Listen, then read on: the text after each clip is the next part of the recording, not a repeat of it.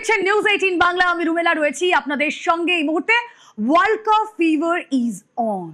আর দেখুন 4 বছর পর পর এই দিনটার জন্য আমরা অপেক্ষা করি অধীর আগ্রহে, এবং আজ আমাদের টিম, আমাকে দেখেই বোঝা যাচ্ছে আর্জেন্টিনা, তারা ফাইনাল খেলছে এবং বিপক্ষে স্পেন। অবশ্যই একটা হাড্ডাহাড্ডি লড়াই হতে চলেছে, থ্রু আউট একটা স্নায়ুর লড়াই থাকবে, তার বলার অপেক্ষা রাখে না। কিন্তু এই দ্বৈরথ দেখার জন্য আপামর ফুটবল প্রেমী মুখিয়ে, সেখানে কোনো বিভাজন নেই, কোনো আর্জেন্টিনা স্পেন বিভাজন নেই।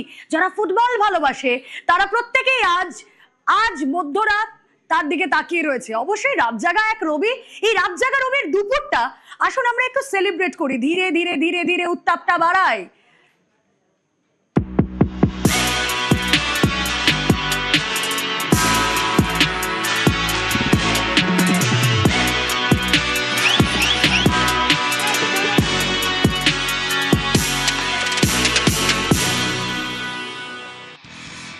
এবং খুব স্বাভাবিকভাবেই আজকে আমরা যার খেলা দেখার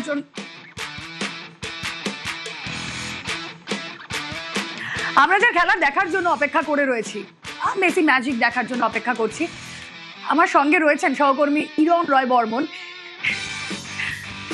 ইরণ অপেক্ষা করছে মেসির খেলা দেখার জন্য। ওরা আজকে তো মেসির নামেই এলো। অবশ্যই মেসি মানেই ম্যানিয়া, মেসি মানেই ম্যাজিক।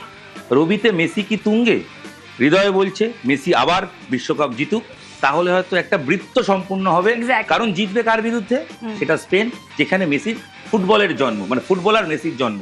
বাট এটা তো হৃদয়, আবেগ এগুলো বলছে। ট্যাকটিক্স কি বলছে? কি হবে লড়াই, রুমেলা জানতে হবে তো।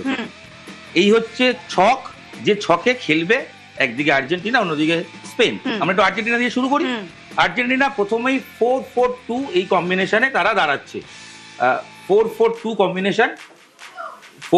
কম্বিনেশনে দাঁড়াচ্ছে, এবং সেক্ষেত্রে আমি যদি কম্বিনেশন লিখে দিই 4-4-2 এই কম্বিনেশনে দাঁড়ায়, এইভাবে শুরুটা করে। বাট পরবর্তী সময় বেসিক্যালি মেসি নির্ভরতাই তো সব, তবে শুধু মেসি নির্ভরতা নয়। এই বছর আলভারেজ আছে, ম্যাক আলিস্টার আছে, যে মাঝমাঠটা দখল নেওয়ার চেষ্টা করছে। মেসি যখন অ্যাটাকিং জোনে যাচ্ছে তখন এই ম্যাক আলিস্টার সে মিডফিল্ডটা গিয়ে সামলাচ্ছে, এই জোনটা যে সামলাচ্ছে। আলভারেজ আছে এবং এনজো ফার্নান্ডেজ, এই ছেলেটি আগের ম্যাচে দুরন্ত গোল করেছিল। এই ছেলেটি যে কোনো পজিশন চেঞ্জ করতে পারে। আর্জেন্টিনার এই টিমের সবচেয়ে প্লাস পয়েন্ট, সবাই মেসির কথা বলছি আমরা, তবে মেসি ছাড়াও কিন্তু এই যে গোটা টিমটা, বিশেষ করে এই জোনটা, ডিফেন্সের 4 জন ছাড়া এই জোনটা, তারা প্রত্যেকে মেসিকে সাপোর্ট করছে। এবং সিমিওনে সে ওভারল্যাপে যাওয়ার চেষ্টা করছে, এনজো ক্রস করে ডান দিক বাদিক করছে। আলভারেজকে নিয়ে কতটা এক্সপেকটেশন রাখতে পারি? আলভারেজ হচ্ছে যদি শুরু করে, কারণ যেটা দেখা যাচ্ছে যে মার্টিনেজ সে চেঞ্জে আসছে। আলভারেজ শুরু করলে যেটা হবে, মেসিকে সাপোর্ট দেওয়া ওর কাজ। দুটো জিনিস, মেসি চক্রব্যূহ ভাঙতে জানে। মেসিকে ডেফিনেটলি স্পেন প্র্যাকটিস করবে, কারণ স্পেন খেলার জন্ম হয়েছে মেসি স্পেনে। সে জানে, এই ফুয়েন্তে জানে যে মেসি কি করে আটকাতে হবে। সেই কারণে আমার ধারণা, এই যে বায়না রয়েছে, দানি ওলমো রয়েছে, ইয়ামাল হয়তো আসবে না, রডরি এই ছেলেটা বা রুইস, এই দুজনের দায়িত্ব, এই জোনটা এদের দায়িত্ব থাকবে মেসিকে আটকাও। মেসি যদি প্রথমবার ট্যাকেল করে বেরিয়েও যায়, সেকেন্ড ট্যাকেল করে সেকেন্ড জন এসে ট্যাকেল করো। এবং ট্যাকটিস একটাই, আর্জেন্টিনাকে রুখতে গেলে বল পজিশন নিজের হাতে, নিজেদের পায়ে বেশি রাখতে হবে, সেটা স্পেনকে করতে হবে। এবং স্পেনের খেলার ধরন হচ্ছে টিকি টাকা, এবং তারা যে ফুটবল দর্শনে খেলছে, দিনের শেষে রুমেলা জিতবে কোনো একটা দর্শন। কারণ টিকি টাকার এটা আপগ্রেড ভার্সন, তারা খেলা অনুযায়ী, ম্যাচ অনুযায়ী নিজেদের চেঞ্জ করছে। এবং তারা যেটা করছে, আমি যদি স্পেনের পার্টে তুমি জানতে চাও, আমি একটু দর্শকদের জানিয়ে দিই খুব সহজ করে। যখন খেলা দেখতে বসবেন, স্পেনের সবাই তো ইয়ামালের কথা বলছে, আমরা আসবো, কিন্তু বিশেষ করে এই পেদ্রো পেরো আর এই কুকুরেয়া, এই দুজনকে দেখুন। বারবার বলছি, এই দুজনের উপর নজর রাখুন, কারণ এই দুজন আসল গেম মেকার। এই দুজনের কোনো পজিশন দাঁড়িয়ে থাকে ডিফেন্সের মানে হচ্ছে left wing, left back and right back, but এরা নিয়ে পুরো খেলাটা কন্ট্রোল করে। এরা যে দক্ষতায় ওঠে সেই দক্ষতায় নামে, এরা উঠতে নামতে, আমি একটু পরিষ্কার করে দেখি, এই কুকুরেয়া এবং পেদ্রো পেরো, এরা দুজনে ক্রমশ ওপরে যায়, ক্রমশ নামতে পারে। অর্থাৎ এই দুটো উইং ওরা ব্যবহার করে। এবং স্পেন যখন অ্যাটাক করে, এই পুরো জোনটা একসঙ্গে অ্যাটাকে চলে যায়। অর্থাৎ স্পেনের অ্যাটাকে অ্যাট এ টাইম 5 জন স্ট্রাইকার হয়ে যায়, 5 জন স্ট্রাইকার, যার ফলে অপোনেন্ট প্রেসার হয়। এবং কোনো বল যদি স্পেনের টিকি টাকার কথা, সেটাকে ট্যাকল করতে গেলে কোচ স্কালোনির মাথাটাই আসো। তিনি কিছু বুঝতে দেন না শুরু থেকে। কোন জায়গায় আর্জেন্টিনার পরিবর্তনগুলো দরকার এই ম্যাচে? রুমেলা, এই টুর্নামেন্টে আর্জেন্টিনা 70 থেকে 80 মিনিটের পর জেগে উঠছে, গোল খাচ্ছে, ফিরে আসছে। এবং এটা কিন্তু খুব বিরাট পয়েন্ট যে আমি গোল খেয়ে আবার ফিরে আসতে পারছি, অর্থাৎ আমি লড়াইটা জানি যে কি করে ফিরতে হবে, যেটা প্লাস পয়েন্ট। এই লিওনেল মেসি নয়, লিওনেল স্কালোনি, এই লিওনেল তার নামের মিল আছে, এর কোচিং শুরুটা স্পেনে, মস্তিষ্কটা তার স্পেন ফুটবলের ধারণা আছে, যার ফলে আমার ধারণা মেসি নির্ভরতা যেরকম আছে, আমার ব্যক্তিগতভাবে মনে হচ্ছে মেসি যতটাই আপফ্রন্টে থাকুক, একটা সময় দেখবো আমরা মেসি মাঝমাঠটা নিয়ন্ত্রণ করছে, এই পুরো জোনটা মেসি, মেসি ডান দিক বাদিক যে কোনো দিকে বল পাঠাবে। এবং মেসি যেটা পারে সেটা হচ্ছে যে 10টা শট মারলে, 10টা ক্রস করলে 10টাই 100% শিওর নিখুঁত পাস একমাত্র দিতে পারে মেসি, তার যার 100% সাকসেস রেট, তার ক্ষেত্রে গোল আশা করা যায়। এবং যেটা খুব ট্যাকটিক্যালি করতে হবে, স্পেন বল ছাড়বে না, স্পেন প্রতি মুহূর্তে বল পায়ে রাখার চেষ্টা করবে, কারণ স্পেনের ফুটবলটাই হচ্ছে বিপক্ষকে বিরক্ত করে দাও। আমরা এত পাস খেলবো, স্কোয়ার পাস খেলবো, ব্যাক পাস খেলবো, আমরা খেলতে খেলতে যাবো আচমকা একটা টিকি টাকা খেলে তার ডিফেন্স চেরা পাস দিয়ে ঢুকে যাওয়ার চেষ্টা করবো, যাতে যে কেউ একজনই প্রথম জোনের 5 জনে যে কেউ এসে ফিনিশ করে গোল করতে পারে। তো এই জায়গায় বল কেড়ে নিতে হবে এবং দ্রুত কাউন্টার অ্যাটাকে পৌঁছে যেতে হবে। এই যদি একটা বল এখান থেকে যদি যখন অ্যাটাক করছে স্পেন, সেই সময় যদি একটা মিস পাস হয়, সেটাকে নিয়ে যদি একটা লং পাস ফেলা যায়, যেটা যদি দুটো উইং দিকে চলে যাওয়া যায়, সেক্ষেত্রে কিন্তু Alvarez, Messi, Mac Alistair, Enzo এরা যে কেউ ফিনিশ করতে পারে। যার ফলে ট্যাকটিক্যাল লড়াই, কোচের ট্যাকটিক্যাল লড়াই, প্রথম 20 মিনিট যদি কেউ গোল না পায়, খেলা অন্যদিকে যাবে। প্রথম 20 মিনিট যে নাট ধরে রাখতে পারবে সে অ্যাডভান্টেজ পাবে। অবশ্যই এই ম্যাচে মেসির দিক নজর থাকবে, ইয়ামাল যার কথা বলছি আমরা, এই দুজনের দ্বৈরথটা তো দেখো আমরা দেখবো। এবং আমরা যে ছবি যে জানি, আমরা এর আগেও কথা বলেছি বহুবার, যে সোশ্যাল মিডিয়ায় আমরা দেখেছি বাথটাবে ইয়ামাল স্নান করাচ্ছেন মেসি, পাশেই বসে রয়েছেন মেসি, তাদের দুজনের দ্বৈরথ। এবং দুজন কোথাকার প্রোডাক্ট? লা মাসিয়ার প্রোডাক্ট। এবং আমি যদি বলি যে তারুণ্য আর অভিজ্ঞতার একটা দ্বৈরথ আজকে আমরা দেখবো, বোধহয় খুব ভুল হবে না। একদমই। এবং কোথাও গিয়ে না একজনের শেষ আরেকজনের শুরু। মেসি বিশ্বকাপ জিতলেও সেটা তার আজকে বিদায় মঞ্চ, এর চেয়ে ভালো মঞ্চ হতে পারে না। আর দ্বিতীয়, এই ইয়ামাল যে ভবিষ্যতে মেসির জায়গা নেবে বলে বিশেষজ্ঞরা মনে করছে। একটা অদ্ভুত 2-3টে মিল বলি, দুজনে তো লা মাসিয়ার প্রোডাক্ট ডেফিনেটলি। দুজনেই জার্সি নাম্বার, যখন মেসি প্রথম বিশ্বকাপ খেলে তার জার্সি নাম্বার ছিল 19, ইয়ামাল এবারও 19 পরে খেলছে। বার্সেলোনায় মেসি পড়তো 10, ইয়ামালও পড়ছে 10। দুজনের অদ্ভুত মিল, দুজনের প্রতি প্রচন্ড স্নেহশীল, দুজনের খেলার স্টাইলটাও এক। মেসি এই উইং থেকে ঢোকার চেষ্টা করে, আমি আরেকটু পরিষ্কার করে দিই যদি বোঝাই, মেসি এই উইংটা ব্যবহার করার চেষ্টা করে, এই অনুযায়ী যাওয়ার চেষ্টা করে, কখন এইভাবে যায়, কখন এই অঞ্চল দিয়ে যায়। আর ইয়ামালের খেলাটাও তাই, ইয়ামাল এইভাবে আছে। ইয়ামালের কাজ হচ্ছে বক্স অনুযায়ী এই জোনটায় এসে ক্রস করা, অর্থাৎ এখান থেকে বল এই বক্সে দিয়ে দেওয়া বা পাস খেলা। সেমিফাইনাল ম্যাচে যে পেনাল্টিটা, ইয়ামাল এই ম্যাচ এই বিশ্বকাপে একটা মাত্র গোল করেছে, যেখানে মেসি 8টা গোল করেছে, 4টে অ্যাসিস্ট, সেখানে ইয়ামাল মাত্র একটা গোল করেছে। তুমি যদি তুলনা করতে চাও বলবে কোথায় তুলনা, একজন এই জায়গায় আরেকজন নিচে। বাট ইয়ামাল একটা ফিটনেস ইস্যু ছিল, সেটা নিয়ে খেলতে এসছে, ক্রমশ রিকভারি করছে। ফাইনালের আগে একটা ওর মাসেল পুল ছিল, সেটা ক্রেপ ব্যান্ডেজ করে বেঁধে একটা ম্যাচও মানে একদিন প্র্যাকটিস কম করেছে, কিন্তু ফিরতো। একটা দুশ্চিন্তা, পেদ্রো পেরোর একটু হালকা চোট আছে বলে শুনছি। তবে যেটা হবে, ইয়ামাল সেমিফাইনালে পেনাল্টিটা পাইয়ে দিয়েছিল, যে পেনাল্টি ইয়ামাল পাইয়ে দিয়েছিল সেটা কিন্তু তার বুদ্ধিমত্তার পরিচয়। সে বক্সে গিয়ে নিজেকে থ্রো করেছিল এবং ইংল্যান্ডের ডিফেন্ডার তাকে কিছু করার ছিল না, ফাউল করেছিল। তো এই যে জায়গাটা, এই ইয়ামালের কাজ হচ্ছে গোল পাইয়ে দেওয়া, অ্যাসিস্ট করতে না পারলেও ডেফিনেটলি ইয়ামাল খেলা তৈরি করবে। তবে আমরা যখন কোচ নিয়ে কথা বলছি, আমি স্কালোনির কথা যখন এলাম, ফুয়েন্টের কথায় আসি, যে একটা স্টেজে সম্ভবত আমি খুব ভুল না করলে ওয়েভ হয়, গুরু শিষ্যের সম্পর্ক ছিল, মানে কোচ করেছিল স্কালোনিকে এই লা ফুয়েন্তে। কোথাও গিয়ে কি তারাও তাদের মাইন্ড গেমটা জানে যে স্কালোনি কি করতে পারে, বা স্কালোনিও জানেন লা ফুয়েন্তে কি করতে পারে? এটাও কি রিফ্লেক্ট হবে আজকে? রুমেলা, এটা হচ্ছে ট্যাকটিক্সের লড়াই, স্নায়ুযুদ্ধের লড়াই। যে যা ইচ্ছা বলতে পারেন। কলকাতা ময়দান ইস্টবেঙ্গল মোহনবাগান ম্যাচে যেরকম প্রেশার থাকে, বিশ্বকাপে তার প্রেশার কয়েকশো গুণ বেশি থাকে। গোটা বিশ্ব 4 বছর অপেক্ষা করছে চ্যাম্পিয়ন দেখার জন্য। একটা দেশ, একটা প্রজন্ম, তারা অপেক্ষা করছে তাদের নায়ককে বেছে নেওয়ার জন্য। তাই প্লেয়াররাও জানে কি করতে হবে এবং কি মিস করলে আক্ষেপ থাকবে। একটা বিশ্বকাপ মিস মানে 4টে বছরের অপেক্ষা, অনেকের তো প্রজন্মই শেষ। যেটা আমরা ইংল্যান্ডের ক্ষেত্রে দেখেছি। হ্যারিকেনরা তো আর পরবর্তীতে তো খেলতে আসবেন না, তাই কোচের লড়াই, ট্যাকটিক্যাল লড়াই। আর তুমি যেটা বলছিলে, অবশ্যই এই স্কালোনির কোচিংটা শুরু, তার যে কোচিংয়ের পার্ট সেটা স্পেনে, এবং যেখানে এই দেলা ফুয়েন্তে যে কোচ, সে তাকে সাহায্য করেছিল বা তার তত্ত্বাবধানে সে রেডি হয়েছিল। রুমেলা, খুব ইম্পর্টেন্ট পয়েন্ট যেটা কেউ বলছেন না, সেটা হচ্ছে লড়াই হচ্ছে দুই বিশ্ব চ্যাম্পিয়নের। দুই বিশ্ব চ্যাম্পিয়ন মানে একজন ইউরো কাপ চ্যাম্পিয়ন স্পেন, আরেকজন বিশ্বকাপ চ্যাম্পিয়ন আর্জেন্টিনা, যে কোপা আমেরিকাও জিতেছে। অর্থাৎ সেরা দুটো দেশ তারা মুখোমুখি হচ্ছে। একটু যারা পরিসংখ্যান ভালোবাসেন তাদেরকে একটু বলে দিই, এখন পর্যন্ত এই দুটি দেশ 14 বার টোটাল মুখোমুখি হয়েছে, 14 টাইম। এর মধ্যে রেজাল্ট জানো? রেজাল্ট হচ্ছে 6-6, অর্থাৎ স্পেন 6, আর্জেন্টিনা 6, আর দুবার ড্র, অর্থাৎ হাড্ডাহাড্ডি লড়াই। আর বিশ্বকাপের ইতিহাসে এই দুটো দেশ মাত্র একবার মুখোমুখি হয়েছে, 1966, অর্থাৎ 60 বছর আগে। সেবার জিতেছিল আর্জেন্টিনা। তো সেই যে লড়াইটা 60 বছর পর, আবারও বলছি, এই ট্যাকটিক্যাল লড়াইয়ে আমরা এখানে আলোচনা করতে পারি, বলে অনেক কিছু বলতে পারি, তবে দিনের শেষে জিতবে ফুটবল।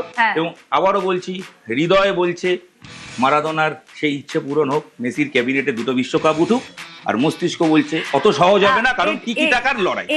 এটা যদি হয়, নাথিং লাইক ইট। অবশ্যই হিরণ, পরবর্তীতে আবারও কথা বলবো। Thank you so much. আমরা আবারও কথা বলবো, আমার আরেক সহকর্মীর কাছেও যাব, কিন্তু তার আগে বলে দিই, আমি একবার দেখাতে বলবো সেই ছবিটা, যেই ছবিটা ভীষণ চর্চিত, এই যে মেসি আর ইয়ামালের ছবিটা, ইয়ামাল বাথটবে বসে রয়েছে, সেখানে মেসি কিন্তু মুখ খুলেছেন এই ছবিটার ঘিরে। এই যে এই ভাইরাল ছবি, আমি একবার বলবো পিসিআরকে দেখাতে, মুখ খুলেছেন লিওনেল মেসি। বিশ্বকাপের শেষ লগ্নে 18 বছর আগে স্মৃতির পথ দিয়ে হাঁটলেন আর্জেন্টাইন তারকা। মেসি জানিয়েছেন 2007-এ বার্সেলোনা স্টেডিয়ামের কাছেই একটি উদ্বাস্তু কলোনিতে সতীর্থদের সঙ্গে তিনি যান এবং সেখানেই এক শিশুর সঙ্গে সময় কাটান, তাকে কোলে নেন, স্নানও করান। সেই একরত্তি 26-এর বিশ্বকাপ তারকা ইয়ামাল। 19 বছরের স্প্যানিশ তারকার খেলার প্রশংসা এলেন। তবে হ্যাঁ, বিশ্বকাপ কোনোভাবেই ইয়ামালকে দিতে রাজি নন মেসি। অবশ্যই মেসি ইয়ামাল দ্বৈরথ আমরা দেখব, কারণ নানা রকম স্পেকুলেশন, যে কথাগুলো আমরা কিছুক্ষণ আগে বলছিলাম। দেখুন, আলটিমেটলি স্নায়ুর লড়াই, কে জিতবে না জিতবে। আর হ্যাঁ, আমরাও ফুটছি, আমরাও এই ফুটবল ফিভারে ফুটছি, এবং আমার আরেক সহকর্মী প্রান্তিক রয়েছেন সঙ্গে। আমরা দেখছি মনিটরে এই সম্ভাব্য একাদশটা নিয়ে বসে রয়েছে। আচ্ছা প্রান্তিক, সবটাই বুঝলাম, আজকে আমরা রাত জাগবো সকলে, এরা আলাদাই রবিবার, কিন্তু ধরো এই যে আমরা এত কিছু বলছি, এত স্পেকুলেশন, এত বিশ্লেষণ আমরা সব করছি, একটা সমস্যার কথাও শোনা যাচ্ছিল যে ভয়াবহ দাবানল, সেখানে নাকি একটা দূষণের মধ্যে এই প্লেয়ারদের খেলতেও কিছু সমস্যা হতে পারে। দেখো, ফুটবলের দাবানল তো জ্বলছে, এই ফুটবলের দাবানলে হঠাৎ একটা কানাডার দাবানল আমেরিকার আকাশ একটু দূষিত করে দিয়েছে। শুক্রবার লাস্ট যেই রিপোর্ট বা ওখানকার আবহাওয়া দপ্তরে যে সমস্ত রিপোর্ট পাওয়া গেছে, তাতে আজকে মডারেট থাকার কথা, অর্থাৎ যেই হাওয়া আছে ওখানকার, সেটা মডারেট থাকার কথা। প্লেয়াররা যারা ফাইনালের আগে প্র্যাকটিস করেছেন তারাও কিন্তু বলেছেন যে থাকবে, যে তারা ফিল করেছেন পোড়া গন্ধ, তারা ফিল করেছেন, বাতাসের ভারী ভাব তারা ফিল করেছেন। ফিফার কাছে ছোট্ট একটা চ্যালেঞ্জ অবশ্যই, কারণ এই বিশ্বকাপটা অনেক দিক থেকে ফিফার কাছে চ্যালেঞ্জ ছিল, তো সেই রকম একটা চ্যালেঞ্জ শেষ বেলাতেও আছে। তবে আশা করা যাচ্ছে এমন কোনো বিষয় হবে না, কারণ ফিফা জানিয়ে দিয়েছে ম্যাচ পেছোচ্ছেও না, ম্যাচের সময়ও পেছোচ্ছে না, ম্যাচের দিনও পেছোচ্ছে না, কিছুই হচ্ছে না। একটা ছোট চ্যালেঞ্জ নিশ্চয়ই হয়তো থাকবে, কিন্তু সেটা খুব বড় করে, খুব যে বিশ্বকাপের ফাইনালকে বিরাটভাবে হ্যাম্পার করে দেবে এমনটা এখনো পর্যন্ত কোনো সংকেত অন্তত পাওয়া যায়নি, সে দেশ থেকে অন্তত এমন কোনো সংকেত আসেনি। বাহ, খুবই ভালো। আচ্ছা প্রান্তিক, এই যে তুমি যাদেরকে আমরা দেখতে পাচ্ছি, যারা খেলবেন, যাদের দিকে আমরা আজকে তাকিয়ে থাকবো, দেখো আমি শুরুতেই ইয়ামালের কথা বললাম, আমি মেসির কথা বললাম, কিন্তু বাকি আর কারোর দিকে আমাদের অতিরিক্ত নজর থাকবে বা আমাদের নজর কেড়ে নেবে? আমি সেটাই দেখছিলাম, মানে আমরা মেসি ইয়ামাল নিয়ে কথা বলছিলাম, ইরন এক্ষুনি স্ট্র্যাটেজিটা বোঝাচ্ছিল দুই কোচ কিভাবে সাজাতে পারেন, কি করতে পারেন। আমি কোথাও দেখছিলাম, কারণ বিশ্বকাপের ইতিহাস বা বিশ্বকাপের ফাইনালের ইতিহাস বারবার যেটা বলে যে কখনো হয়তো যাদের মধ্যে, বা ফুটবলের ইতিহাসও বলে, হয়তো যাদেরকে ধরা হচ্ছে, যাদেরকে বাজি ধরা হচ্ছে, তাদের মধ্যে থেকে কেউ নন, বাজিটা অন্য কেউ মাত করে দিয়ে চলে যান। তা আমি এখান থেকেই সেটা দেখছিলাম যে অন্য কেউ বাজিমাত কি আদৌ করার জায়গায় আছেন। সেখানে কোথাও আমার এই মেসি বা ইয়ামাল, এই দুজনে বাদে আরও যেই প্লেয়ারগুলো থাকছেন তাদের মধ্যে কয়েকজনকে আমার মনে হচ্ছে, যেমন এই বায়েনা, ওলমো, এদিকে আলভারেজ এবং বিশেষ করে আর্জেন্টিনার ক্ষেত্রে আমার যাকে মনে হচ্ছে ম্যাকঅ্যালিস্টার, কারণ মেসি যখন সাইডে আসছেন তখন ম্যাকঅ্যালিস্টার যে মাঝখানটায় ঢুকছেন এবং ম্যাকঅ্যালিস্টারের আমি বলবো একটু কপাল মন্দ এবারের বিশ্বকাপে, একাধিক বল পোস্টে লেগেছে।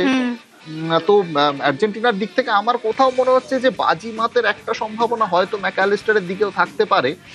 আর আরেকজনের পারফরমেন্স এবার হয়তো অতটা ভালো হয়নি, ফাইনালে কিন্তু চান্স আছে, তার নাম ড্যানি ওলমো।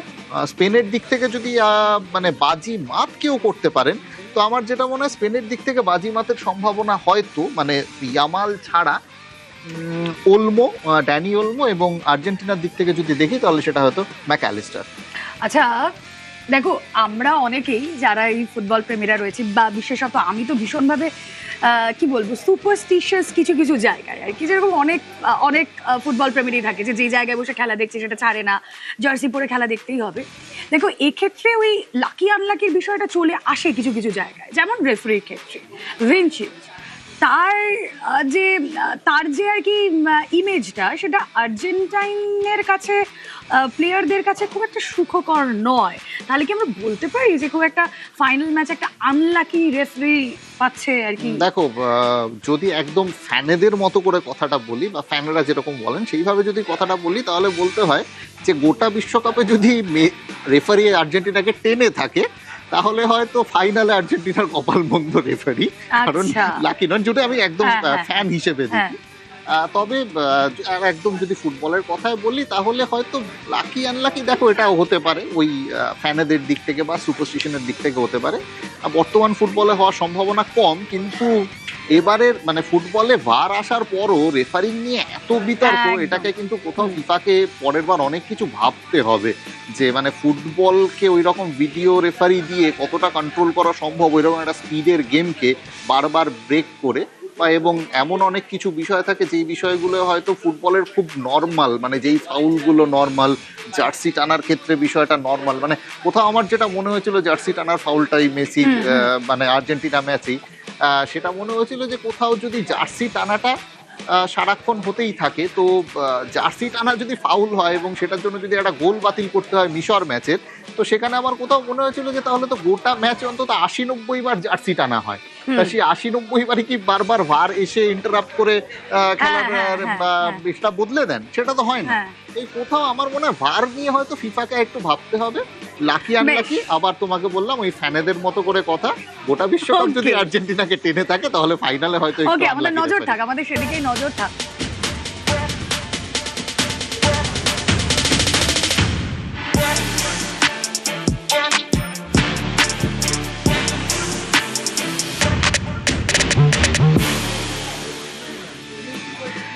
একটা দারুণ ব্যাপার আছে এই আজকের ম্যাচে, দুটো টিম আর্জেন্টিনা এবং স্পেন, তারা যে ভাষায় কথা বলবেন, যদি কোনো শ্বেতাঙ্গ রেফারি থাকেন, যদি কোনো অন্য দেশের কোনো রেফারি থাকেন, আরো ভালো বলতে পারবেন, আমার সহকর্মী প্রদীপ রয়েছেন সঙ্গে, তিনি সেটা বুঝতে পারবেন না, তাই তো?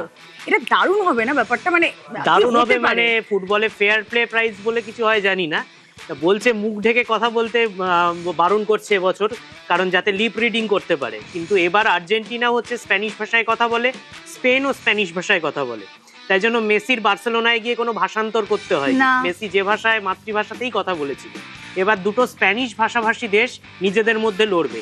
এবার ভারত পাকিস্তান ম্যাচের আমরা দেখেছি যখন ক্রিকেট মাঠে দু দেশের প্লেয়াররা নিজেদের মধ্যে বাক্য বিনিময় করে, তখন অভিযোগ যখন যেত শ্বেতাঙ্গ রেফারি বা ম্যাচ রেফারি বুঝতে পারতেন না ভাষাটা, কেউই বুঝতে পারতেন না, কারণ হিন্দি আর উর্দু মেশানো হিন্দিতে দুটো দেশ কথা বলতো।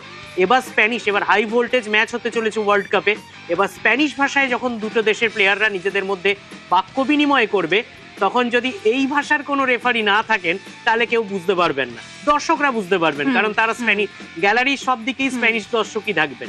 তাই আর্জেন্টিনার দর্শক আর স্পেনের দর্শক সবাই বুঝতে পারবেন কি হচ্ছে, কিন্তু রেফারি বুঝতে পারবেন না। আচ্ছা, এই যে আমরা বারবার এই স্পেন আর আর্জেন্টিনার খেলাটাকে নিয়ে আমরা বলছি তারুণ্য, অভিজ্ঞতা, তো অভিজ্ঞতা তো সত্যি অনেকটা এগিয়ে রাখবে আর্জেন্টিনাকে, কিন্তু হ্যাঁ যেভাবে স্পেন খেলেছে থ্রু আউট, এই টিকি টাকার কথা আমরা বারবার তুলে আনছি, কি মনে হয় যে এই আজকের ম্যাচে ফেভারিট জায়গায় কে থাকবে?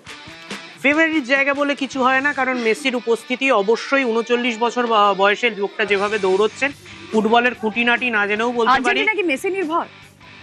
অবশ্যই মেসি থাকলে সে যে কোনো দেশ মেসি নির্ভর হবে, যে দেশে মেসি থাকবে সে দেশ অবশ্যই মেসি নির্ভর হবে। সুতরাং এটা নিয়ে প্রশ্ন করার কোনো জায়গাই নেই। একটাই ইতিহাস যেটা এখন অবধি কেউ বলেনি, সেটা হচ্ছে মেসির কাছে মেসির দেশের ইতিহাস আরেক কিংবদন্তির ইতিহাস মেসির পক্ষে খারাপ হতে পারে। তার কারণ হচ্ছে মারাদোনা 86-এর ওয়ার্ল্ড কাপ জেতার পর 90-র ওয়ার্ল্ড কাপের ফাইনাল পার করতে পারেননি।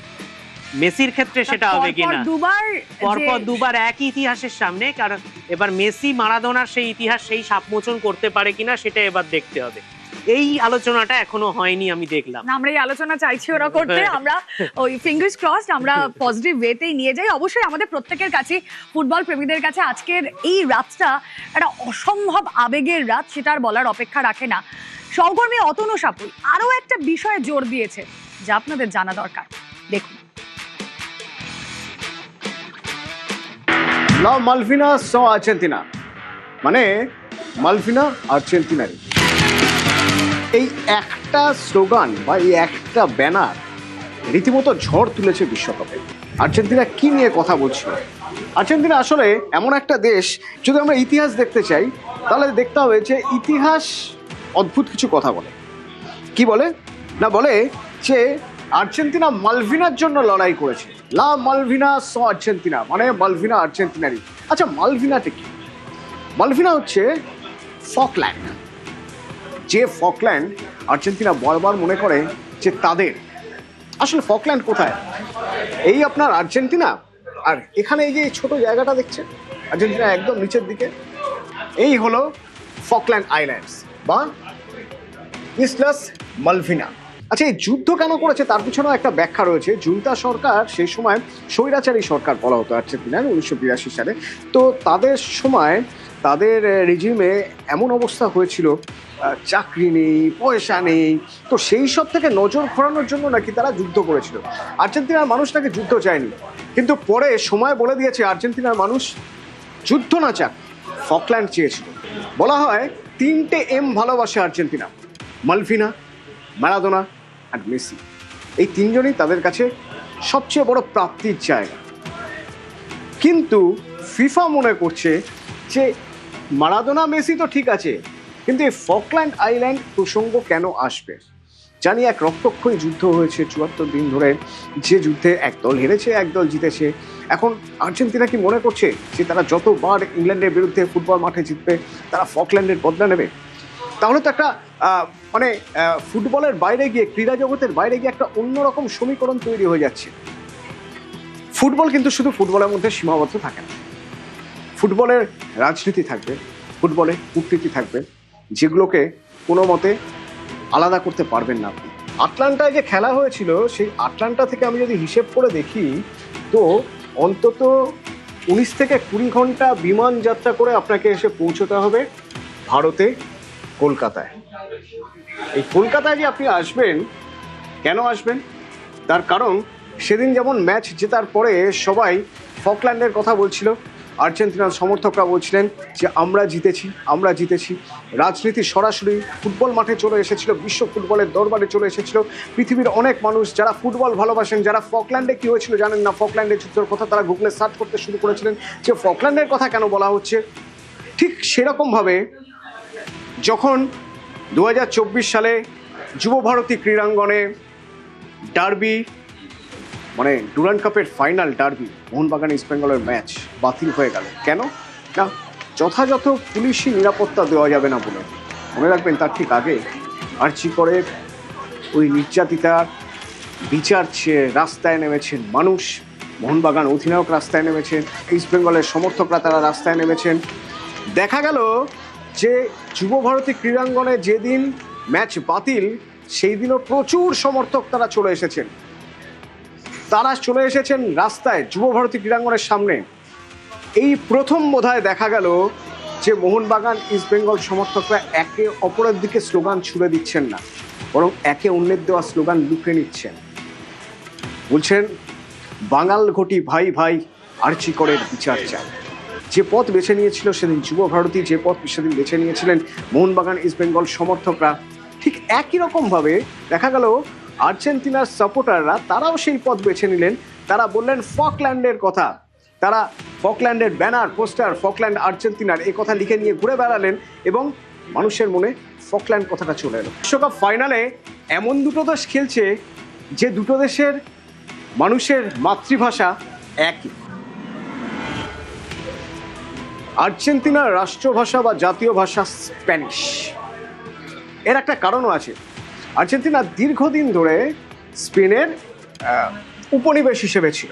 বলিভিয়া, প্যারাগুয়ে, উরুগুয়ে এবং আর্জেন্টিনা নিয়ে তারা একটা উপনিবেশ তৈরি করেন এবং এই যে উপনিবেশ তারা তৈরি করেন এই উপনিবেশটার নাম দেন তারা vice royalty of the Rio day লা প্লাতা স্প্যানিশ উপনিবেশ, যেটা 1776 সালে তৈরি হয়েছিল। আর এই উপনিবেশের রাজধানী ছিল বুয়েন্স আয়ার্স, যে বুয়েন্স আয়ার্স এখনো পর্যন্ত আর্জেন্টিনার রাজধানী। সেদিক থেকে দেখতে গেলে স্পেন আর আর্জেন্টিনা দুই দেশেরই মাতৃভাষা স্প্যানিশ, কিন্তু লড়াইটা অন্য জায়গায়। লড়াইটা হলো স্পেন আর আর্জেন্টিনা দুই দেশের মধ্যে এই মুহূর্তে কূটনৈতিক সম্পর্ক মোটেও ভালো নয়।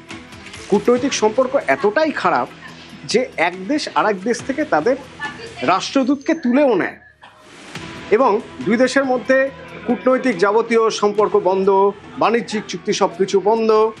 কেন? এক দেশে বামপন্থী সরকার, একদিকে ডানপন্থী সরকার, তাদের মতের মিল হচ্ছে না এবং তারা একে অপরের বিরুদ্ধে কটু কথা বলে যাচ্ছে আর দুই দেশের সম্পর্ক খারাপ হতে যাচ্ছে। দুই দেশের খারাপ কূটনৈতিক সম্পর্কের মধ্যে এই দুই দেশ ফাইনালে খেলতে নামছে। সুতরাং সেক্ষেত্রে যদি আমরা গ্যালারিতে এমন কোনো টিফো দেখি যে টিফো রাজনীতির কথা বলে, যে টিফো কূটনীতির কথা বলে, যে টিফো আর্জেন্টিনার সাপোর্টাররা হয়তো যে স্লোগানের মাধ্যমে বা যে টিফোর মাধ্যমে তারা হয়তো স্প্যানিশ সাপোর্টারদের বিঁধবেন, তা অরাজনৈতিক হয়তো হবে না। বিশ্ব ফুটবল, বিশ্ব রাজনীতি একাকার হয়ে যাচ্ছে। অন্তত যদি আমরা সেমিফাইনালের ম্যাচ দেখি তখনও দেখেছি, আবার আমরা যখন ফাইনাল দেখব হয়তো তখনও দেখব যে দুই দেশের খারাপ সম্পর্ক বা কূটনৈতিক সম্পর্ক খারাপ, সেই প্রভাব হয়তো গ্যালারিতেও পড়বে। গ্যালারির যে পোস্টার বা গ্যালারিতে যে স্লোগান উঠবে সেই স্লোগানেও হয়তো আমরা দেখতে পাবো রাজনীতির কথা।